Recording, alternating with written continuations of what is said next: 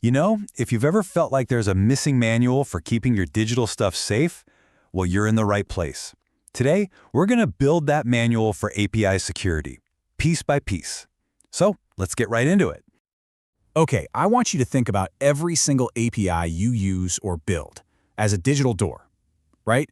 It's the main way into all your valuable data and services. And that really brings us to the biggest, most important question you have to ask yourself. Who has the keys? So yeah, we're going to stick with this digital door idea for a bit because it really helps frame the whole challenge. And our blueprint for this whole thing, it's pulled straight from the CSI API Security Guide, which gives us a really solid, structured way to think about all this. Securing that digital door, it's not just about, slapping a big lock on it and calling it a day. It's really about smart management. It's about knowing who's trying to get in, figuring out what they're allowed to do once they're inside, and making absolutely sure the valuable stuff they can get to is always protected. All right, so that brings us to our very first big idea. Before anyone, and I mean anyone, gets through that door, we have to know who they are. That whole process is called authentication. Think of it like this. It's how we make the keys and then check them at the door. So, authentication. At its heart, it's all about identity. It's that moment your API puts on its black t-shirt, crosses its arms, and basically says, all right, let me see some ID. It's that critical first step where you verify that whoever or whatever is knocking is exactly who they say they are. Simple as that.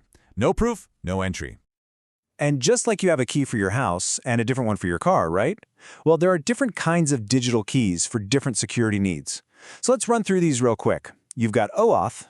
Think of that like giving a valet a key that only starts the car but can't open the trunk. Then there are API keys, which are super simple, kind of like a basic password. A JSON Web Token, or JWT for short, is more like a self-contained digital passport. And Single Sign-On, or SSO.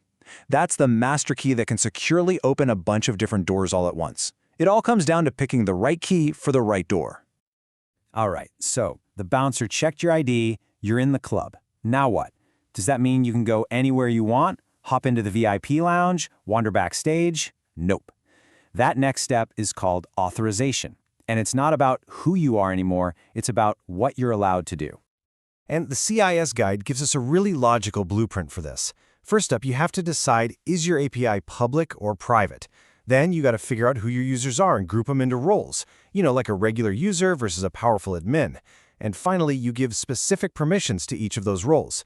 Let's take a look at what that actually looks like. So this right here is a perfect example of something called Role-Based Access Control, or RBAC. Just look at the difference. A regular user can read the data, sure, but they can't change it or, God forbid, delete it. The admin, on the other hand, they've got the keys to the whole kingdom. And that simple separation, man, it is so crucial for stopping a normal user from causing some serious damage, whether it's by accident or not. Okay, so we've managed the door, we've figured out who can go into which rooms, but what about the actual valuables inside? I'm talking about the sensitive user info, the financial records, all that secret company data. Protecting the assets themselves? Well, that's the next super critical layer.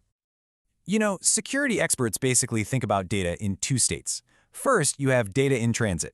That's when it's flying across the internet.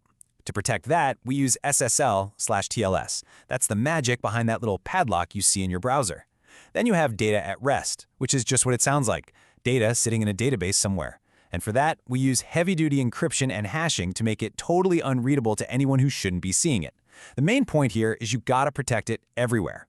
And look, this isn't just about being technically smart. It's also about what's legally required. Handling data, that comes with some serious responsibilities. And depending on the kind of data you're holding and where your users live, you are literally bound by law to protect it. I'm sure you've probably heard of some of these, right? There's GDPR over in Europe, which has really strict rules for personal data. And here in the US, you've got HIPAA, which does the same for health information. Bottom line, ignoring these is just not an option. Compliance has to be a core part of your security plan.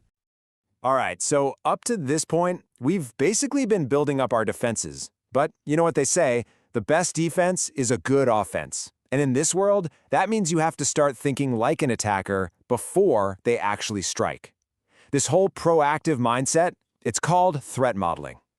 The core idea here is actually really simple. How can you possibly protect against a threat if you've never even thought about it?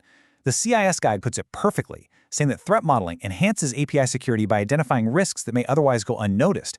It's all about finding those little hidden cracks in your armor before the bad guys do. And what this means is you have to start asking some tough what-if questions. Like, what if an attacker pretends to be one of your valid users? Well, that's spoofing.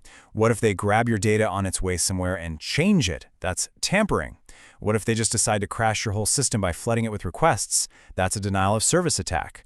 It's thinking through these exact scenarios that gets you truly prepared for the real thing. All right, we have covered a ton of ground. So let's try to boil all of this down into a simple, powerful security blueprint that you can walk away with.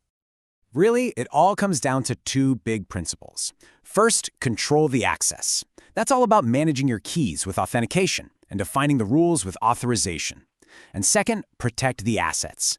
That means securing the actual data with encryption, following the laws, and always thinking ahead with threat modeling.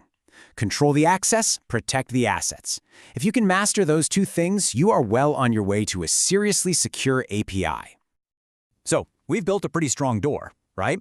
It's got smart locks, clear rules about who can go where, but security never ever stops there. The next question you have to ask is, who's watching the security cameras? Who's keeping a log of everyone coming and going? And more importantly, who's watching for anything that looks suspicious? But that's a story for another day.